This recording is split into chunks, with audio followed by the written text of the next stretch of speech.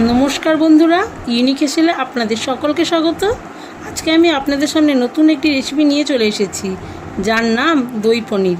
লুচি, ভাত, পোলাও কিংবা পরোটা যাই দিয়েই খান না কেন, খেতে আপনাদের বলতে হবে অসাধারণ।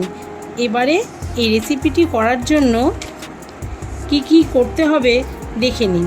প্রথমেই আমি ছোট সাইজের 2 টুকরো আদা, তার সঙ্গে পোস্ত, কয়েকটা কাঁচা লঙ্কা, কাজু বাদাম, অল্প লবণ দিয়ে মিক্সার গ্রাইন্ডারে বেটে নিয়েছি।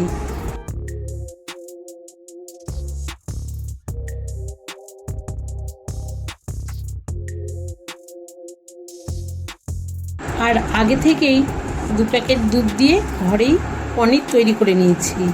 তারপর সেই পনিরগুলিকে সাদা তেল ও ঘি দিয়ে ভেজে নিলাম।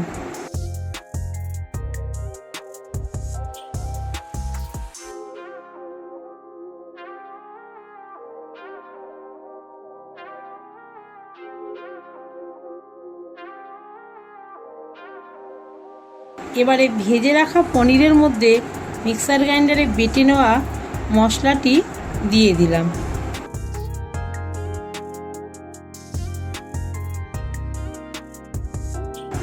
এরপর 100 গ্রাম মতন টক দই একটি বাটিতে ফেটিয়ে ওই পনিরের মধ্যে দিয়ে দিলাম। এরপর এর মধ্যে হাফ টেবিল চামচ গোলমরিচ গুঁড়ো, 1 টেবিল চামচ গরম মশলা, হাফ টেবিল চামচ লবণ দিয়ে পনিরগুলোকে মেখে 10 মিনিট মতন রেখে দেব, যাতে করে পনিরের মধ্যে মশলাগুলো ভালোভাবে ঢুকে যায়।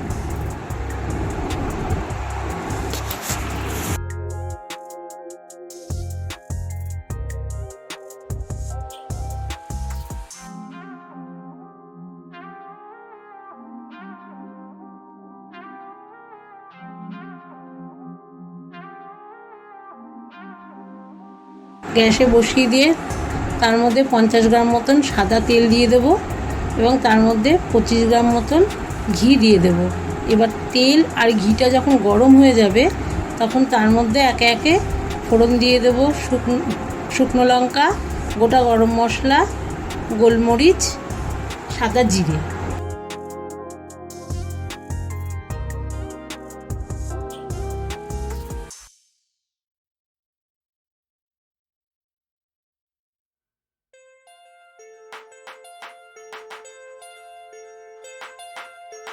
এবারে মশলাগুলো যখন ভাজা হয়ে যাবে তখন আগে থাকতে কুচি করে কাটা ক্যাপসিকামগুলো ওই তেলের মধ্যে দিয়ে দেবো। এবার ক্যাপসিকামগুলো খানিকক্ষণ নেড়ে চেড়ে ভেজে নিতে হবে।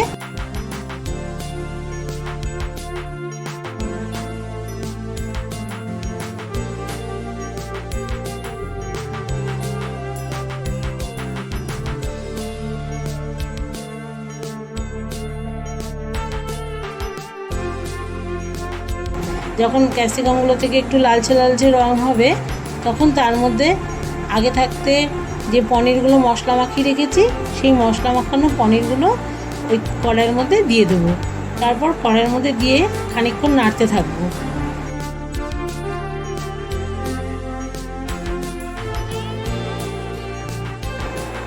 খানিকটা যে পাত্রের মধ্যে পনিরগুলো ছিল সেই পাত্রটা ধুয়ে সেই জলটা খানিকটা পনিরের মধ্যে দিয়ে দেবো, দিয়ে এবার নাড়তে চাড়তে থাকবো।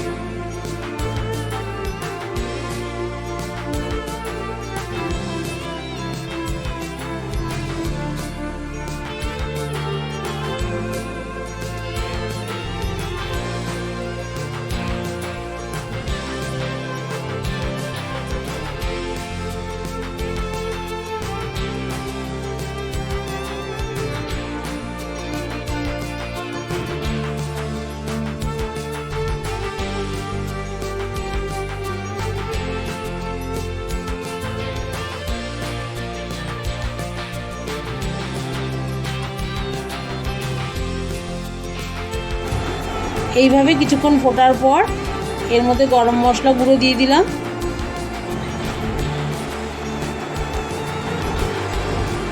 তারপরে একটু লঙ্কার গুঁড়ো দিয়ে দেবো, এরপরে একটু চিনি দিয়ে দেবো। এবার চিনিটা আপনারা আপনাদের নিজেদের ইচ্ছা মতন দিতে পারেন, কেউ 1 চামচ দিতে পারেন, কেউ 1/2 চামচও দিতে পারেন, এটা যার যার। এবারে নেড়ে দিতে হবে।